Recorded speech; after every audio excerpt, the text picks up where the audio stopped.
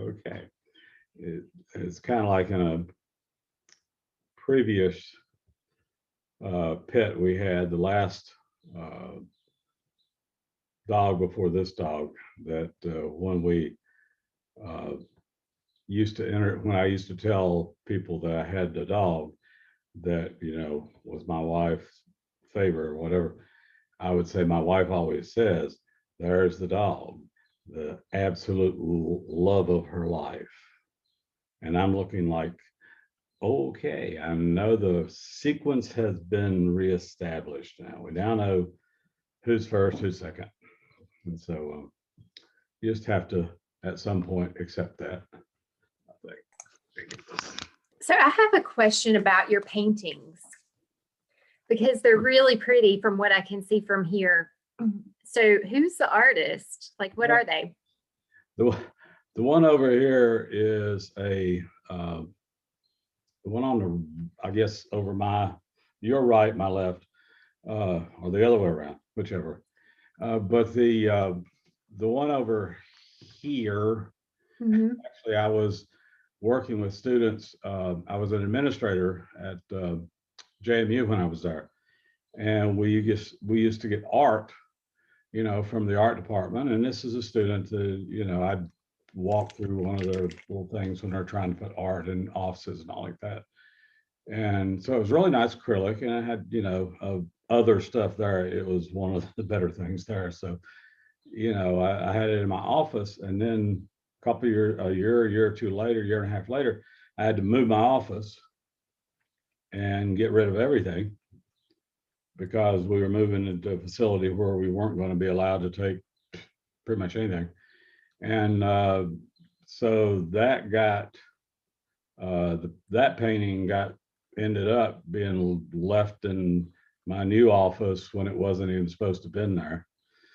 And so that was I don't know, 10 years before I left JMU. So I figured, hey, this thing's good luck now, and I'm pretty sure the painter doesn't want it back at this point. Or if they do and it becomes famous someday, let the lawyers fight it out. The one over here on the other side, and I wish I could, blow that up a little bit. Is it a woman? Yeah, it is.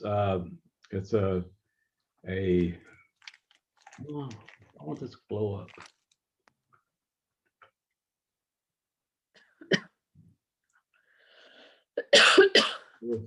Well, that won't help it. But anyhow, it is a Spanish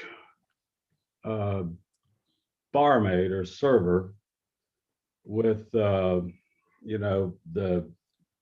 kind of strange hat they wear, and I think, if I remember, she's got a pitcher in her hand to serve people, and a little bit of fruit in front and things like that. And there's a long story behind this, but just suffice it to say that my wife's half sister, who long time ago operated on an entirely different plane of reality than anyone else pretty much in the universe, and she's at one time a really, really good artist and was about to graduate from art school, and she dropped out, six credits short of graduating from art school. And so, then she had vision problems, and now she can't see anything, she can't paint, whatever. So it's a really, really long, tragic, almost anyway, like thing to it. And so that's how that has ended up here, because nobody else wanted it. And I'll take it. it's kind of an unfinished thing. You can tell she didn't get quite to the end of the story, but it was, I thought it was a nice little piece. So we've hung on to it since then. So that's the two art pieces. They just come from, different periods and stories in your life, and that's the best art. When it's not the art you look at, it's the story that surrounds the art, and that's what's really interesting. So thank you for sharing. Yeah, well, it is. I'm an open book. I don't there are no secrets. Well, a couple, but nobody wants to know this. The I think I asked you to look at the last article that I had given you, the one that dealt with presence in the classroom, for a couple of three reasons. One, it's a piece that goes from one particular end of an era forward to another changing era.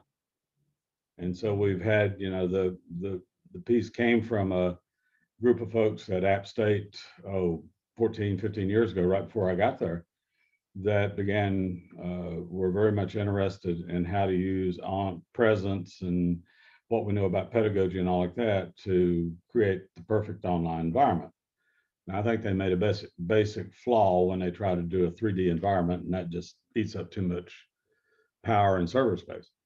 But you try to turn it into something useful. And so how do you do that? What changes in pedagogy and all like that? And arc it across to when this piece was actually last updated, which is a period of about almost 25 years from arc to arc. And so the research, although this data was collected in the last 4 or 5 years, the research around which it started goes back much further. So it was it was kind of a trying to understand online learning a little bit better. And so that's where it all started from.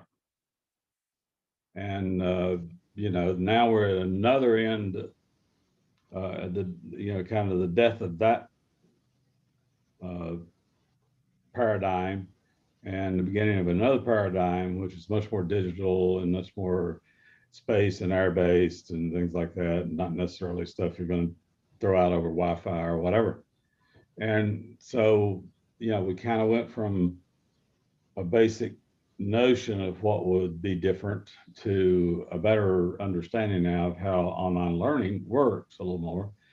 And so that's a period of research, kind of a data flow, actually, if you think about it, over a period of about 15 years. And so they had been doing purely qualitative work. And then when I came on board, I got recruited a little bit to do the more quantitative work on the backside. And they'd had a few publications, but none that kind of showed up in major journals, but mostly in little niche pieces that different universities and places run. And so what we did is we went into these surveys that they had collected. And the only utility for them was that they would do some frequency descriptors. 8% were in this and 15% in this group and so forth and so on. But even that wouldn't give you enough information really to, kind of determine much about it. And now we're over at the point where, information is basically in the air all the time. So it's pretty much easy to access most of the stuff you want to know, because if it's not public record, probably somebody's already hacked it. And either way, it's going to be up on the web. And so, getting to these things are not that difficult. But it is that arc of time and this piece of research. And so when I got there and we started making it more mixed methods, and we got, kind of integrated a little bit more like that, but the real hard hitting weight on the quantitative and then all the nuance in the qualitative collection, we got published 4 times, I guess, in one journal twice and 2 other journals, basically evolving the argument as we've gone along. And then we got to the kind of the end of the experiment, and now we're all saying, okay, I think we can make some sense out of this. So anyhow, we went through 3 or 4 different articles over a period of 4 years, 5 years, I don't know, like that. And, you know, each one was a bit more bigger sample and a bit better journal, you know, kind of in the rankings piece. And so we get to the end of it and we get the, you know, Journal of Online Learning want to include it in their 10-year best research stuff. And so we said, okay, what do we got to do? Well, we had to go back and add all of our big numbers back in, all the numbers in, you know, throw everything at it that we hadn't done before and rewrite it just a little bit and, you know, update it and update references and all that sort of stuff. But it's not quick. It's not difficult. It's just that, you know, some of it takes a little time.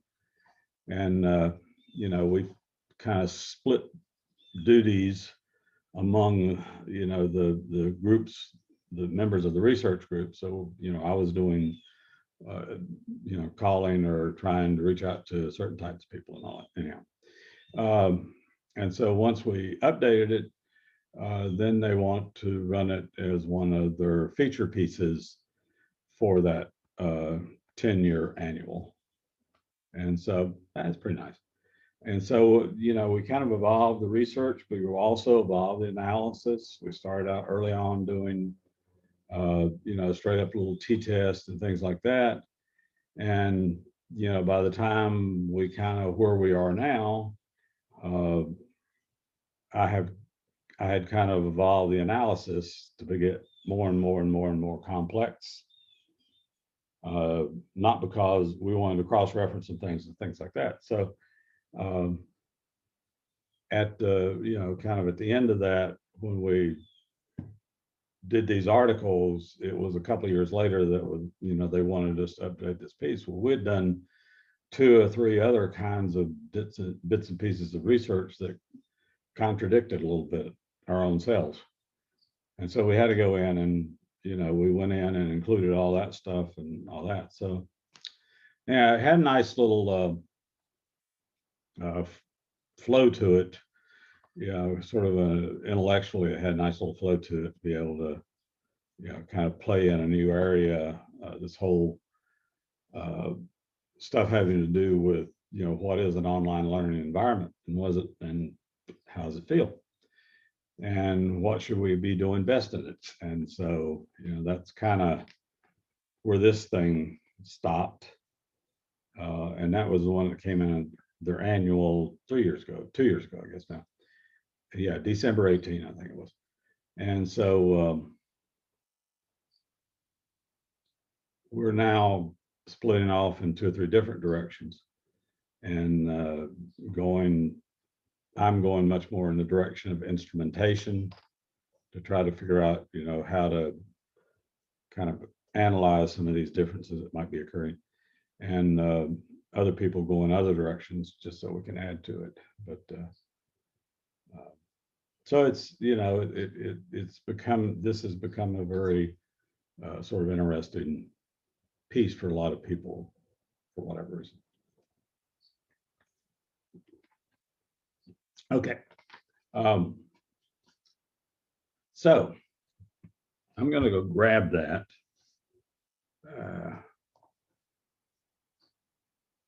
And ask a reasonably sensible question.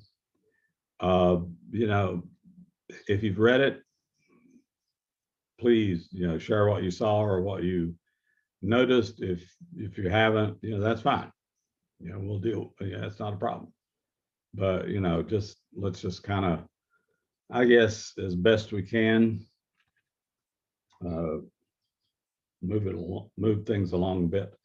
And so I'm going to share that article up. There it is.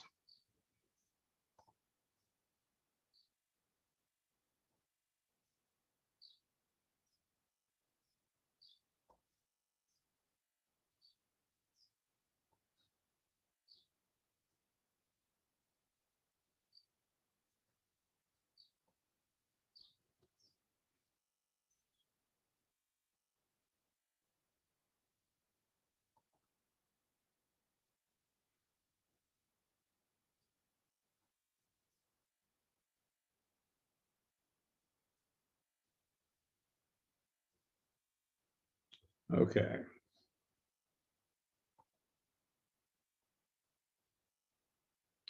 All right, that way I can.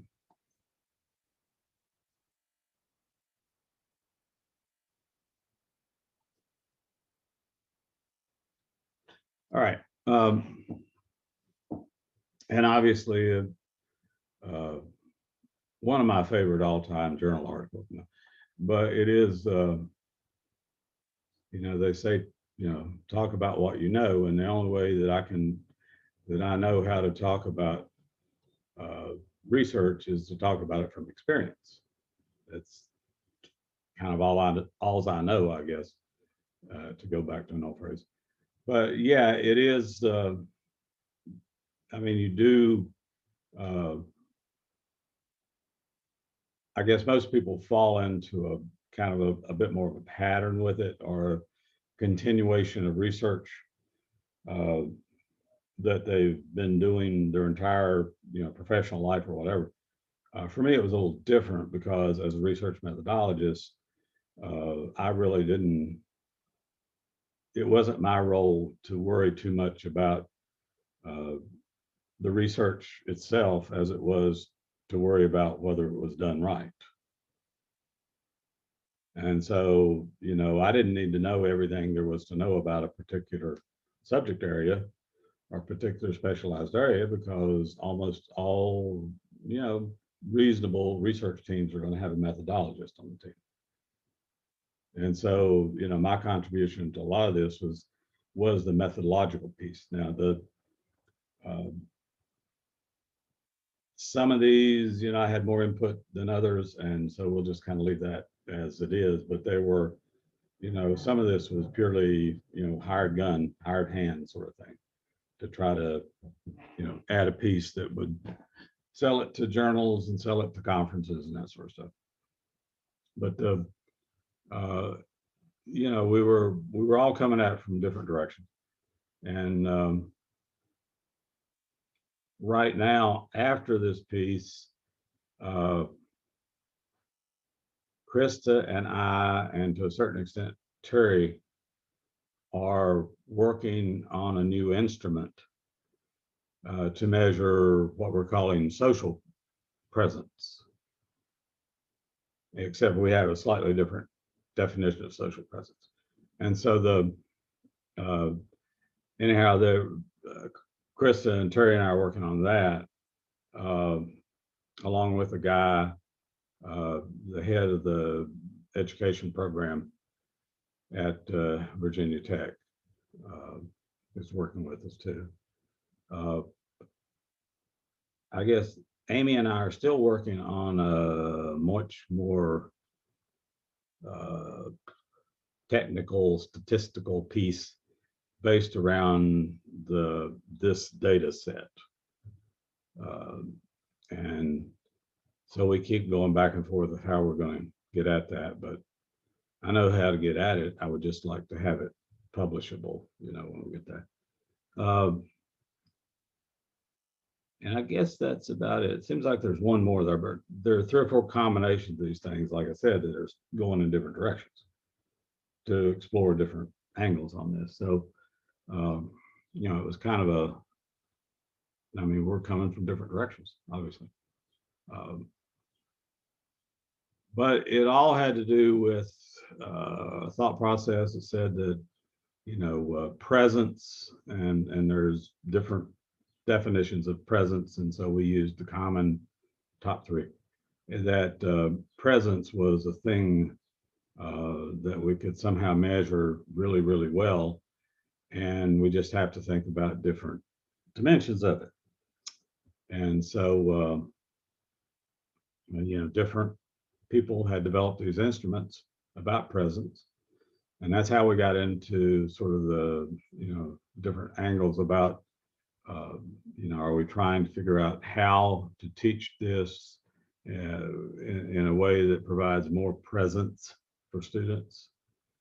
If you'll pardon the alliteration there, the presence. But anyhow, and there's a lot of research on it and a lot of information about it, and it does indicate that, it is important how people feel in a setting as to whether they participate or they liked it or it was beneficial to them. And so these different, particularly when you're doing group work or teamwork or things like that, because then you have to start to have, these alliances that built up. The the idea is, can we measure those things, and do they differ in some ways based on some of the factors of demographics around online students and online learning environments. And so that's where all this came from. And so, there's a little background history and a lot of stuff about sort of where did this come from? I mean, what is this all about? How did the research start? And it goes to that sort of early history part about the online learning program there. But as we went forward and you get through the lit review, you very quickly get into important definitions here. And these are definitions of ways of establishing presence, whatever definition you want to go by, was in literature. And one of them is called communities of inquiry. And this kind of explains what those are and what that theory is all about. And one of them, another instrument talks about sense of community. And, so if you think about it, those are, two different perspectives. Where did I go with it? Because, this leads to one way of thinking about what's going on in the classroom. And the other one, the SO, the sense of community, has another sort of theory of what's going on in the classroom. And so, we looked at everything and we said, okay, well, why don't we just measure them both? And that way we can, maybe play them against each other a little bit and see, what it looks like in terms of how students have changed. And a little bit more about the literature behind this stuff, and then the two purposes. And I'm going to stop there. I'm going to ask you, I didn't want to spend a lot of time in all the woods there with all that stuff. And these are essentially the same question, one for each instrument. And what we wanted, as I said, to do is to see which one of these was more of an outgrowth of what kind of online environment. And so, we were interested to see if stuff related to student management and course structure predict graduates' sense of presence, because we're just trying to, you're kind of trying to get a perception here. Do you, or these things? And so we used the two instruments. So everybody took the two instruments. And these are all like grad students like you, and they're all, they all took the two instruments. And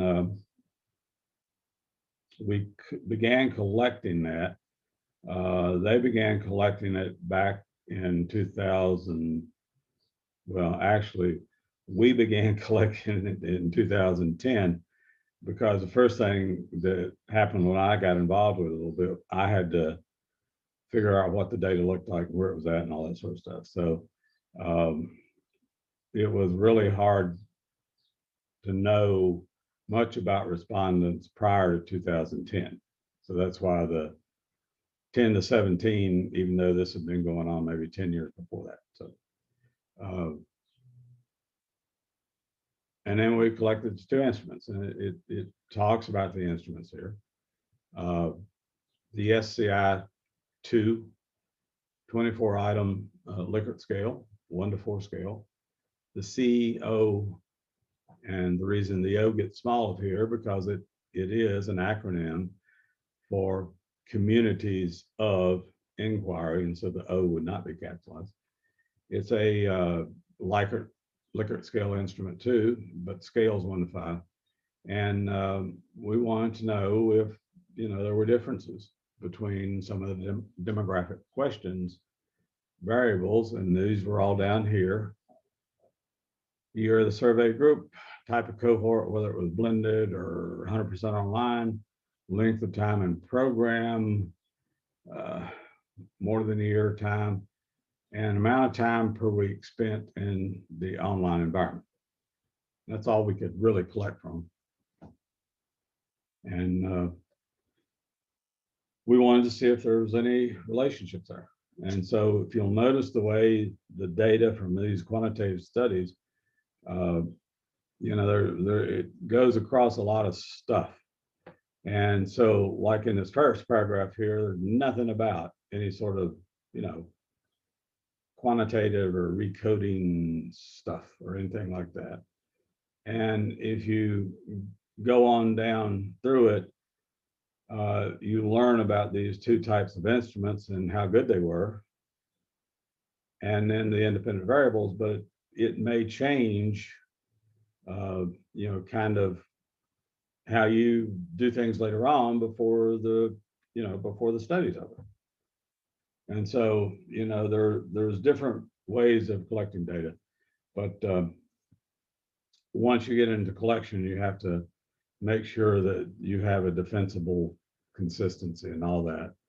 And also included in here are all the reliability instruments, measures, because you wanted to know, was there a coherence to these instruments, reliability. And so you had, values of 0.9 being considered a very good instrument or something like that, depending on, who you're doing it for. And, for these, it was one instrument was a 0.95, which makes it a very reliable instrument. And the other one was, what was the other? 0.92 for one particular part of it. And so we knew these were good instruments. And then because the question we'd gotten before as researchers were, are you sure these instruments are reliable and valid? Well, yeah, but what do you want us to do? And so different journals had different things. And so I guess they didn't figure that there was a person on this research team that was really good at this sort of stuff down here, because that's another way of validating instruments. And so I'm real kind of big into instrument development right now and all those sorts of things. But essentially we said that what people thought might happen was essentially what happened in this sample. And so there really wasn't a whole lot of difference between, there were some differences in small subscales, and we talked about them, particularly in the SCI2 model, our instrument. But we had been careful about not getting, too deep into the weeds or getting too complex with it. And so, this one had to go in eventually, though. We had to put this stuff in. And so, you could always argue that, so what do we actually know anyhow? And the answer is probably not much, well, we know a little bit more than we start with. So now, in answering all these questions, remember there were 2 instruments, and one was 20-some questions, one was 34. Most of it were Likert. There were could be some short answer attached to the end, but I don't think we did that with any of these. And so, we eventually put it in a logistic regression model and figured out, what were the relationships in there and what were the significant things in there. And it turned out that, the things that were significant, remember significant, were at this level. Well, how do we say they weren't? That we didn't find anything in this straight up little analysis and logistic regression, but that wasn't the reason we were doing the logistic regression. We were doing the logistic regression so that we could identify these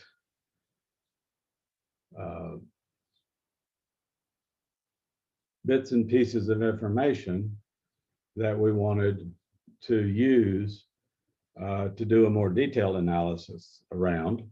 And that's all we were interested in. We wanted to know, what were the predictors that showed some promise. And so that was why this was done. Every time we get a different reviewer, we get a different request. And so we just kept cranking them out, throwing them back at them. And as we went by subscales, we had, all these subscales were significant. These were things like,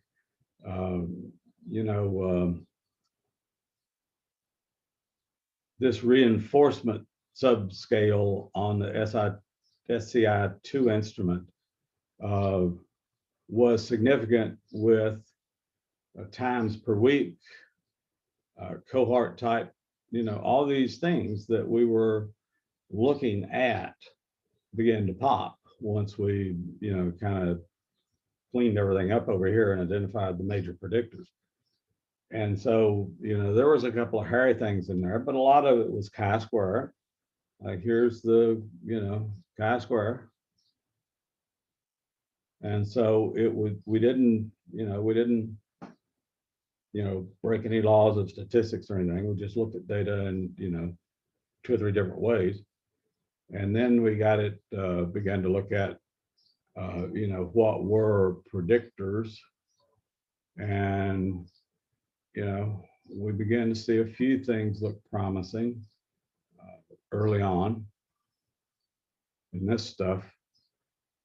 But once you begin, once again, going down through the sort of the cross tabs on these things, you realize that, okay, yeah, there's stuff going on here, but what really tells us much? And then we get into some findings, and I'll leave you to read those very impactful things at some time in the future. So that's research. That's kind of how the quantitative side works. I mean, one of the reasons that we do perhaps more quantitative studies than qualitative studies on policy pieces is because we can be, we can generalize because we can randomize from populations or at least collect things randomly. And but if does that really impact what you kind of begin to see in these things? Because we are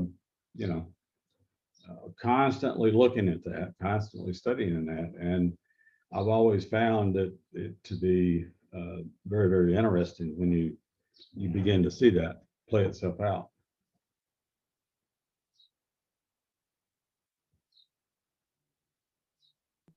So I have a question that kind of mentioned, just out of curiosity, when you said you were going to look further into the social presence. Mm-hmm. Yeah.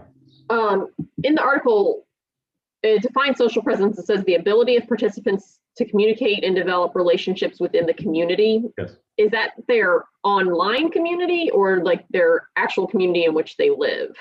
Well, see, they were asking the question that was embedded in this that they wanted to know.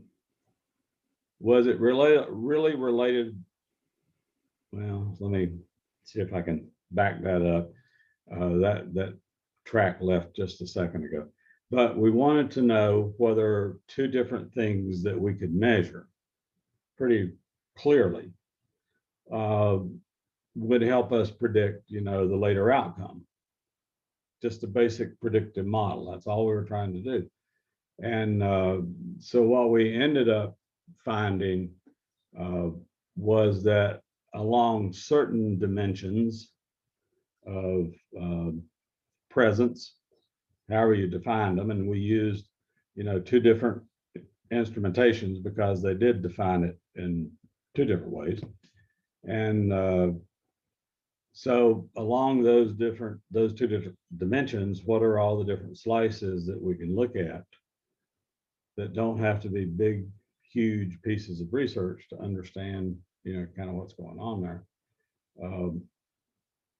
So there's a little bit of qualitative mix in there too, because at some point we decided we were going to do most everything now qualitative. I mean, not qualitatively, but non-parametrically, and just use categorical data because one, we had a big enough data set to do that, and two, it just made a whole lot more sense to do that.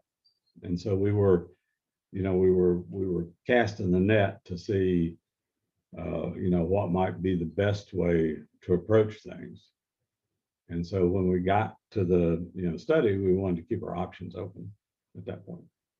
Does that sound? Did I miss it altogether? Swing and a miss. No, I was just intrigued to see how community was defined. If it was. Yeah. I don't know. We don't know yet. Okay. I think that's what all the research is trying to do, is to get, if we weren't that interested in community, except we knew it existed in like schoolrooms and classrooms and things like that, and teams, work teams, that sort of stuff. If there's a sense of community and a kind of a vestedness in it, then you assume they'd be more productive, but you also assume they'd be more humanistic. And that's just a general, philosophical sort of assumption. But at the same time, is that really true? And, always when the question is that really true? That means, in my mind, we don't have an instrument really set up to do this. And so we decided, okay, well, let's look at these two commonly used instruments now and see if we can use those to identify what some sort of definition might be for a new definition of presence, kind of building a piece at a time sort of idea, logic there, which we're probably all too old to complete it anyhow. As it goes forward, we'll generate more data, and then we'll, kind of see if that new data speaks to us about the differences between the different types of presences that we've identified in looking at those two subsets. I mean, I'm not trying to get into the weeds too deeply, because and I'm not patronizing you for saying that. I'm just, when you get into kind of the deep reads, you got to be careful about language, because, the higher the thought process gets, the more the language becomes descriptive as opposed to, strictly scientific. And so if you don't know some of these, acronyms and theories and all that sort of stuff, anyhow. So we did not want to go there, and we wanted to make it readable enough for anybody that was engaged at a reasonably high level in online learning. So it's interesting to look at the sense of community in an online environment, and then how well as a follow-up, I would be curious to see how well it predicts persistence in the program, because that's something that we're looking at, is like on a course level, is if you can create a sense of community in an online class, will students persist and be successful in that course? But all the research that I have read is on graduate students. And I mean, I haven't dug through the literature or anything, but when you look it up, it seems like graduate level is kind of like the popular population to draw from. And they're your classmates. They're your classmates. Yeah, but I mean, we're already overachievers. So it's, it's hard to translate that to undergraduate where they're not as invested in their education. And that's a big population of students. Like I would like to see more studies that look at the undergraduate online population. Yeah. And maybe there hasn't been one really to draw from. Well, there have been some attempts at it, but it's there's a couple out there that I'd have to really go there. God forgive that I would remember that far back or that type of thing, but they are back there far enough that we begin to know a little bit more about what was going on, but then they stopped evolving their theory and started collecting data just within the theory. And so they didn't identify as many things going on in the classroom. I mean, you can look at it from an instructor's point of view, and basically you want smiling faces looking at you with rapt attention. That's the whole instructor's point of view. And until you get over that, you're not worth a damn. And then once you get over that, you're too old. So it's one of those deals. But we have this notion that is important, that cooperative engagement in something. And I happen to think that even though this is still a 2D, relatively flat environment, and if your vision's not great, you're not going to see very much in it. But at least something like this, you can put a face with a voice, or you can ask about the crazy artwork back there, but nothing expensive. But anyhow, I think that's the point at which it begins to make sense. So do we know any more than we knew before we did the research? I think we know a few things, and a lot of stuff that we assumed at the beginning we learned not to be true. But we also know that this is still evolving, so we don't know what we know yet. We certainly don't know what we don't know, and so it's one of those deals where it's pretty fertile ground to work in, because you don't have to follow a particular line of logic that somebody else did. And so we've got a couple of little things going on that too. So it is your ideas spin off of other ideas, and most of the time they stay within a concept range or methodological range or something like that. Not always. That's not always the case. And so we just keep evolving it along, and someday somebody else will get involved in it and pick up the thread or whatever, as long as we keep going. But it is I think the nature of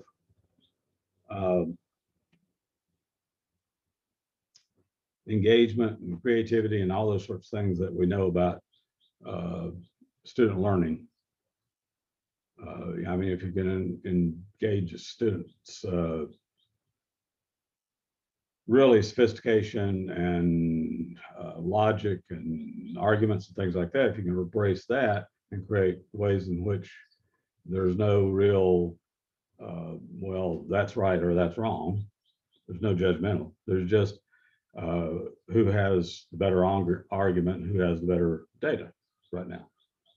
And so, all of these things are open to being proved or disproved or whatever. And so that's the mindset you take in if you take the more quantitative approach to doing some of this stuff. And that's also why there are not a whole lot of us around that kind of has the sort of preparation that I had. The program I went through, particularly at the University of Virginia, which was one of the first mixed methods programs in research. But the that sort of training backgrounds always makes you begin to think about how do you what do we know? And, the more important question of why would it matter? And, those are the two questions that researchers like to end the day with, is kind of like, what do we know? What's the data? What do we know? And then depending on how it turns out, or maybe not depending on it turns out, then you have to ask the other question, well, why does it matter? I mean, what does this do? I mean, does this give people, I just saw a study the other day where a guy was trying to create perfect pasta shape. And he had done this really scientific clinical study and, came up with some crazy shape that, what is it? One of the big noodle marketer, really, I don't know. One of those is actually began test marketing that shape around, I think, Chicago, where this guy was located. And, the test market sold out in 36 hours or something like that. So they began to take it a bit more serious. And now I forget what it's called, but it's some strange new shape that's coming into the noodle industry. And it has the maximum amount of recessed and raised spaces to gather sauce and retain cheese. And that's the grading spectrum. And so supposedly he's engineered the perfect pasta. And so it's, I thought that's an interesting study, but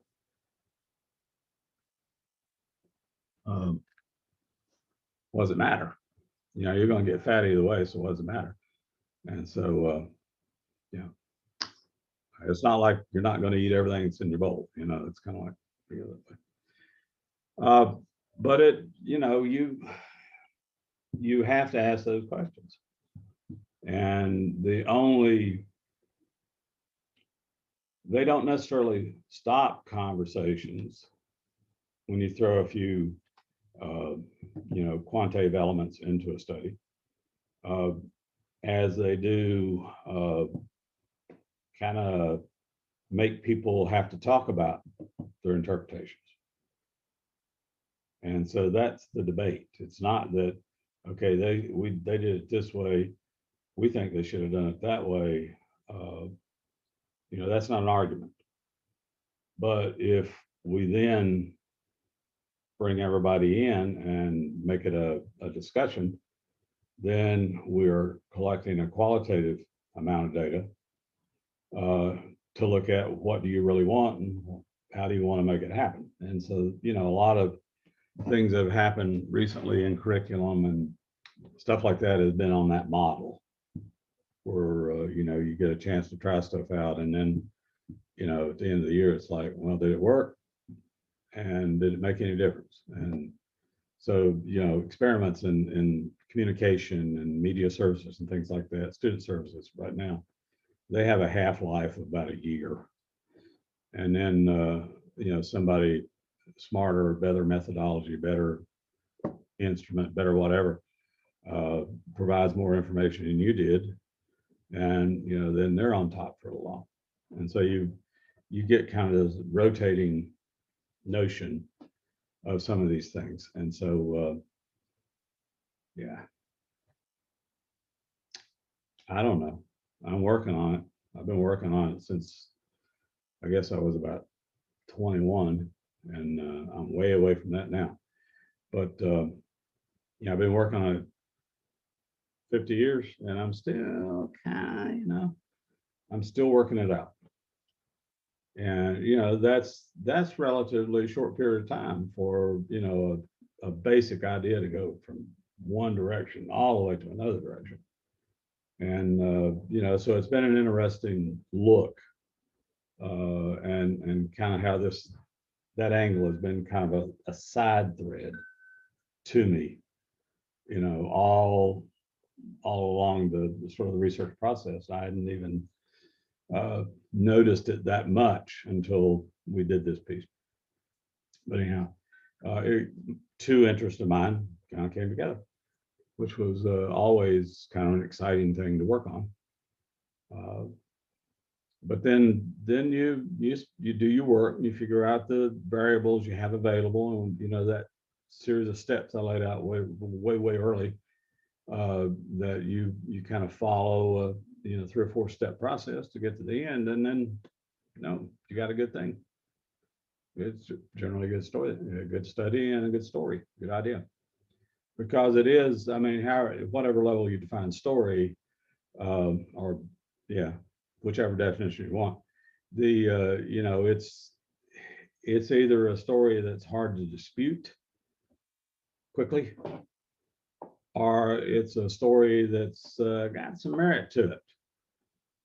And if both of those are in a positive direction, you're probably in a pretty good positive direction. So we're just trying to get to that point where we have instrumentation that lets us kind of make those decisions as to, you know, what works and what works for you and what works for, you know, whoever's doing it. And so this is, you know, the kind of the whole mode of this research. Now, I think eventually we'll thread it all back together, all these different directions we're going.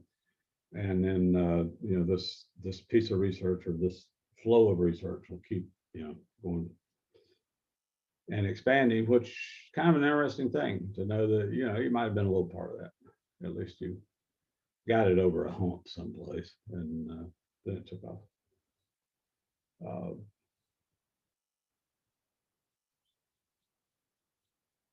Was that way too much stuff? I mean, I like doing this research. I like this research, and I'm excited about research. I think research is interesting. My niche these days seems to be more quantitative than mixed or qualitative, and that's okay, because you know, qualitative researchers work way too hard for me. You know, quantitative, all you got to do is say, well, what numbers you got and what do you want to know? Boom. I can have the basic part of your study done in 2 days. And then all you do is spend the next 6 months writing about it. But, you know, that bothers people, because you know, you think you need to be deeper into it. And so that's why this mixture of ideas, you know, quantitative, qualitative, is always wasn't early on, but last, you know, 40 years of doing this stuff, it was always my primary primary mode was to do either mixed methods or straight up qualitative, occasional quantitative, but not very often. And then, you know, to notice how this has all evolved, and now, you know, here I am, and here's where we are with this theory. Someday somebody will write a piece that'll put all these elements together, and we'll have a theory, and what will it be? Will be a footnote in the bottom of the page, because, you know, whoever writes it is the one that gets it. And that's kind of the motto on these things.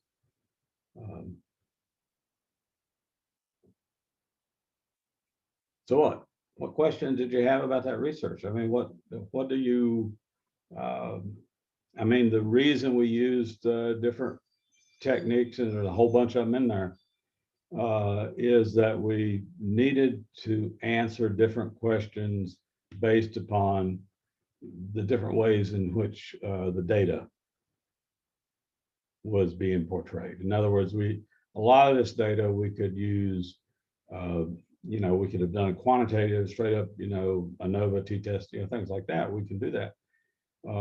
But we could also recode it as, you know, a qualitative categorical thing.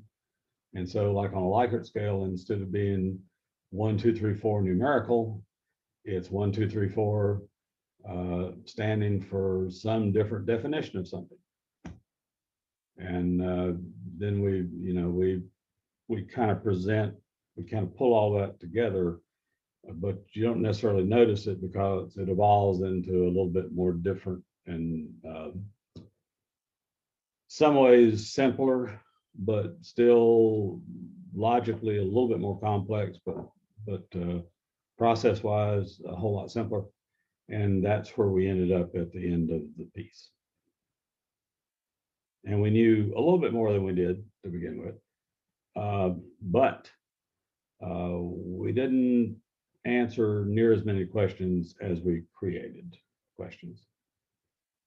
And so now we're kind of realizing we were asking a good question. We weren't just asking the fine detailed question we needed to ask.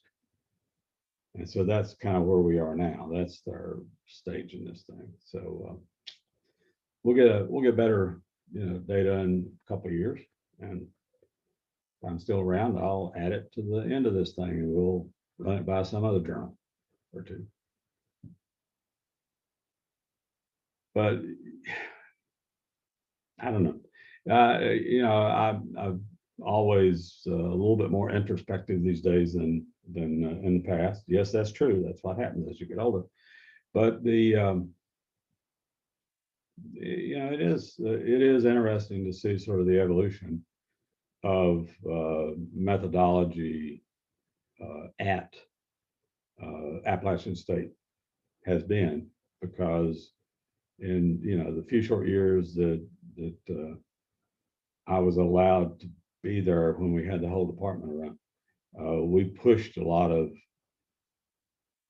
necessary changes, I thought, to the doc program, because that was basically why I was hired. The dean, the dean, when he offered me the job, he said, I'm teaching you and I'm hiring you to go in this position, but my basic desire for you is to, give us a little bit more quantitative information and rigor behind all these pieces of research we're working on, or at least encourage that, so we can, we'll be taken more seriously and we'll get printed more.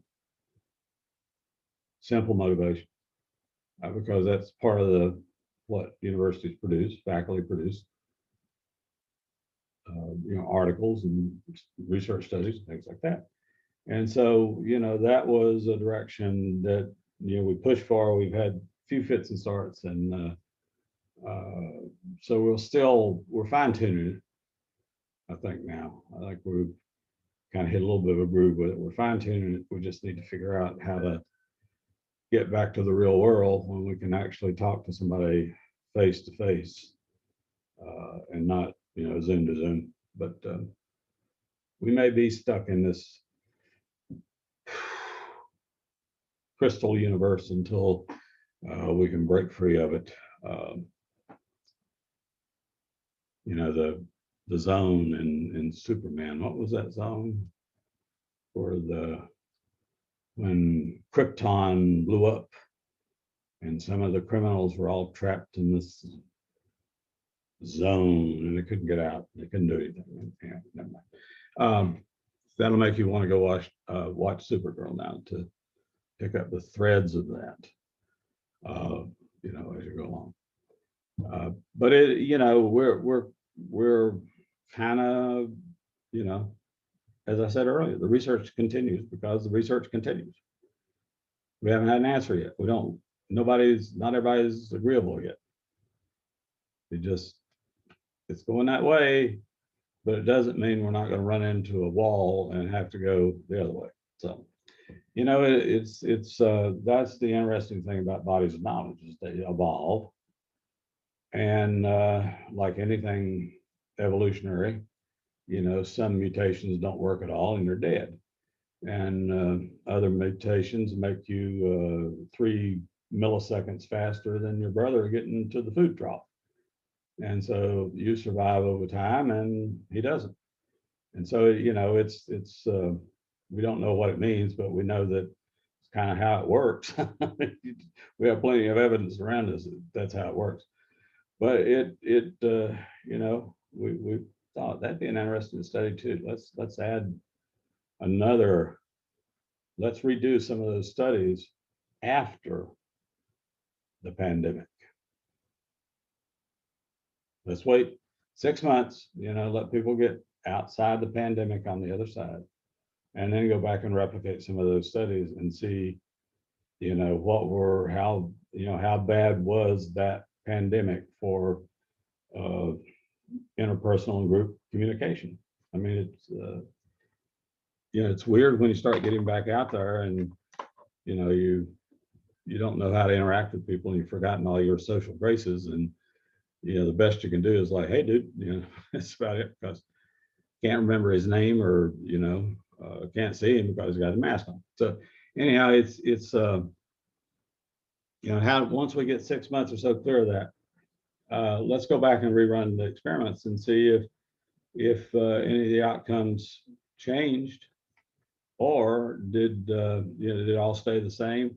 I suspect they've changed a little bit, because I think we all have a little slightly more honed sense of trepidation and fear than maybe we did before it all happened.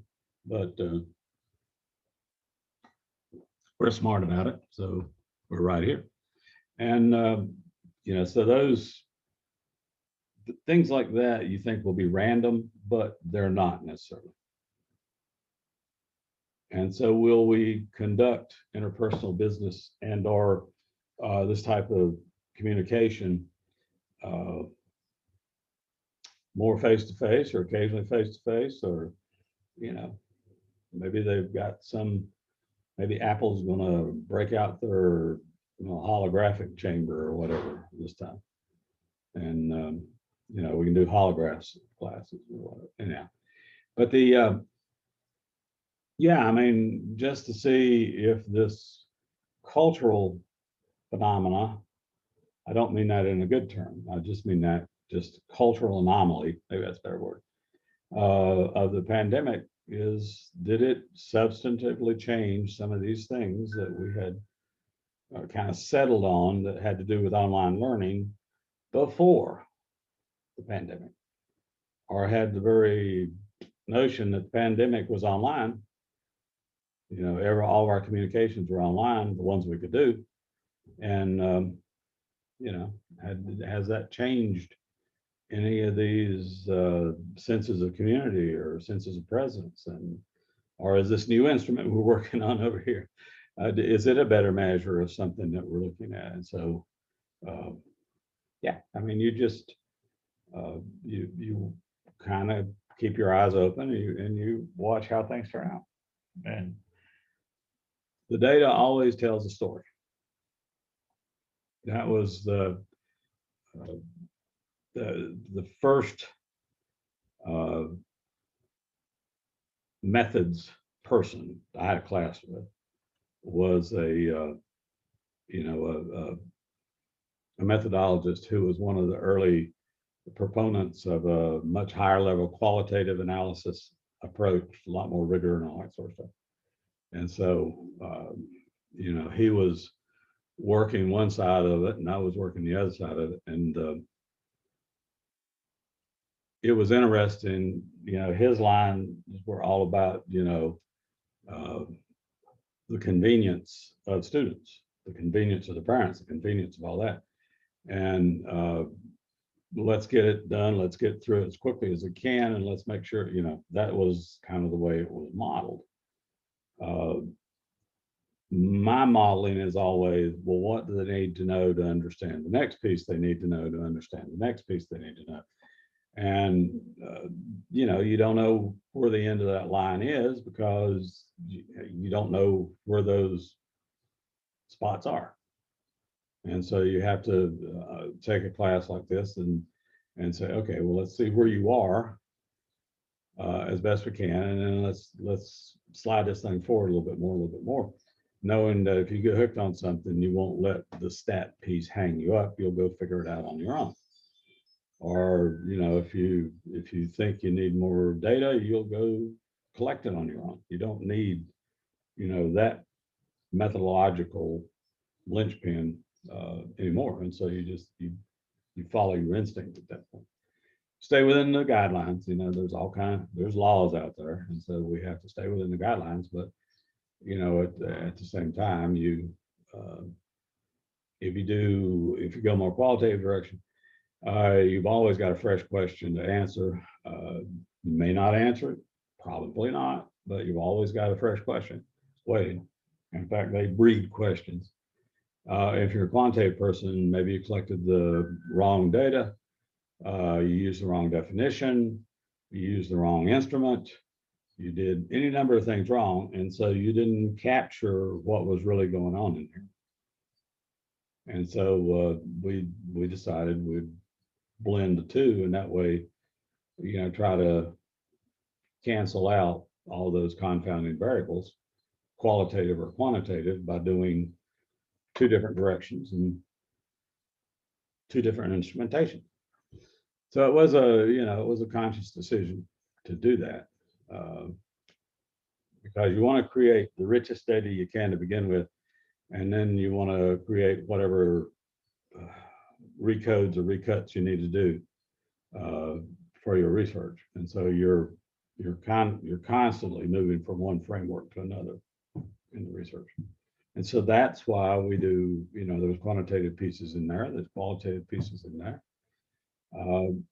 Simply because we need to understand, what is this dynamic in the classroom, and the quantitative wasn't giving us everything, and the qualitative wasn't giving us a whole lot, but some. And so when you mix them together and do a mixed method sorts of approach, then we begin to get a little more of the, voila, there it is. Those are the things we were looking for. And so, presence is tough. I mean, it's a tough thing. The oldest instrument, I think, is the Community of Inquiry, the COI. It's been around for quite a while. The other instrument, the Census Community Index 2, is a newer instrument, but it's been out there a little while, but it's a newer instrument. So we don't know the real, quirks and twists and those things quite yet. So, I mean, you're kind of seeing the evolution of something, of a theory, and that's all we can do is a theory. And then we make a prediction, and then we need somebody to go try it out. And as long as you're not jumping off a cliff with fake wings that are supposed to be actuated once you're in the air, only to discover that they don't, you can't complain at that point. The only time you can complain is before that. So, it's stuff like that. But there are all kinds of little bits and pieces to that logic that we have to sort out what any of these things are. But, we're doing a few things. They're interesting. And the quantitative piece moves them along. It allows us to focus in areas that maybe might be better, more viable alternative, I guess. So, I don't want to, I guess my thing about research is always to caution people to be careful about the data, caution people about causality, because you never really know. And, at the same time, kind of demand as much precision as possible, so that what you do or don't know, it pretty well. And so, that's, so you just kind of follow along those train of thoughts. And, somewhere in there, you realize it does take some qualitative, it does take some quantitative. It's a mixture of analysis. And that's why, a lot of research teams do that, because you bring in different expertise that can do the different analysis. And that's, kind of where we are. So it's all coming together. Yeah. But what are your thoughts? What are your comments?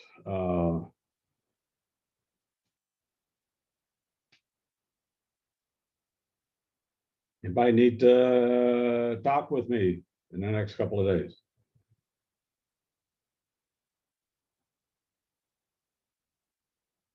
I see. It's still okay for, I know the 29th is on Friday. It's still okay for Saturday morning like I did before.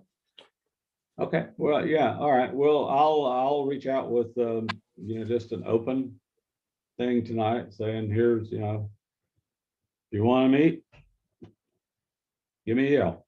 and give me an idea of, you know, a time or two. And, you know, we'll see what we can shoehorn in. I mean, the week's getting, it's hump day. Yeah, okay, no. It's amazing. The week is getting busier, and at the same time, yeah, a lot less.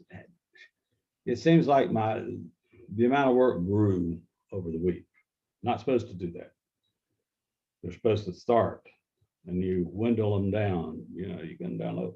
No, these have been doing this thing. So Dr. Bolt, are we still meeting after class today? yeah. Okay. It would. Yep. I'll be here. All right, folks. How are we doing? Dr. What do we Bolt, do? Yeah. So the paper is technically due Friday. Yeah.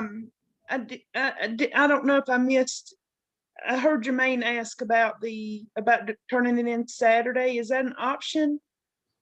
All things are possible. Okay. Yeah. The main, I mean, it's whatever comfort level you want to be at. If you want me to really be able to give it enough time to give it a good look, see, give you, you know, another week or so to figure out what might be wrong here. Yeah, I'd need them by this Friday because, or so, somewhere in that range, because they do take a little time to read, and I'm still trying to work through all these other little comment things for these other classes. So it's, you know, it's you know, the fact that there's only one of me these days, and that one was the slow one. You know, I overestimate how much stuff I'm going to get done, and generally get it done when somebody reminds me. You said you'd do that, and then it boom. But I don't know why. It just not interesting until the crunch is on, until somebody's grabbing your throat, then you whip it out. It's fun. Character flaw, obviously. Yeah, no, if you feel comfortable with it, turn it in. If you don't, we probably need to meet. Yeah, I'd say that'd be reasonable. So if you're comfortable with it, you know, feel free to turn it in. And as I said, the last cut is just going to be feedback that I'll put on that, because you know, it's my calendar that kind of screwed most of this up. So yeah, I got more going than I should have, but anyhow, at least I got it going, and that's important these days. So we okay? Hey, big black dog. Now we've lost little white dog. She went nuts and she's driving me crazy.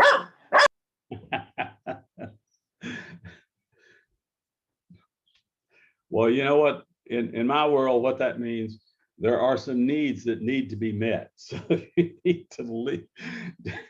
Go. Yeah, don't worry about it. So yeah, that's pretty much all I can say at the moment. I mean, yeah, Lauren, Jennifer and I were going to meet a little bit after class. I already promised that, but you know, if you need to meet, shoot me a quick little email and we'll set it up. We'll put whatever we need together. I think mine's more of a time management problem in full transparency, Dr. Bolt. Well, then, you know, That's why I was asking. Get it to me when you can next week. Just realize that, you know, these one of these things that go in, what is it, Wednesday? These go in, grades have to go in the 10th, May 10th. By noon. That's a holdover from old management policy. You know, it had to be in by noon. Well, everything is loaded digitally. And so as long as it's in by technically 4:59.59, it's in. They know y'all were gonna procrastinate. Yeah, well, yeah. Then you're into social engineering, we're tired of these guys taking so damn long to do this. Okay, we're gonna get rid of the procrastinators. Yeah, that didn't work either. But you know.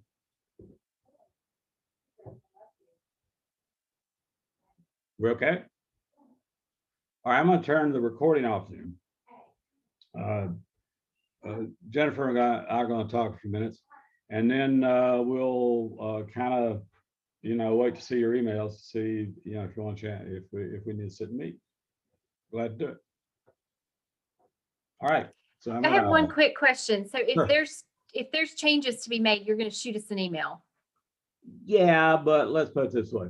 You're more likely to see the changes to be made in the feedback that I give you after I tell you you don't need to submit anymore. Okay. Or no, did I, maybe I need to make that clearer.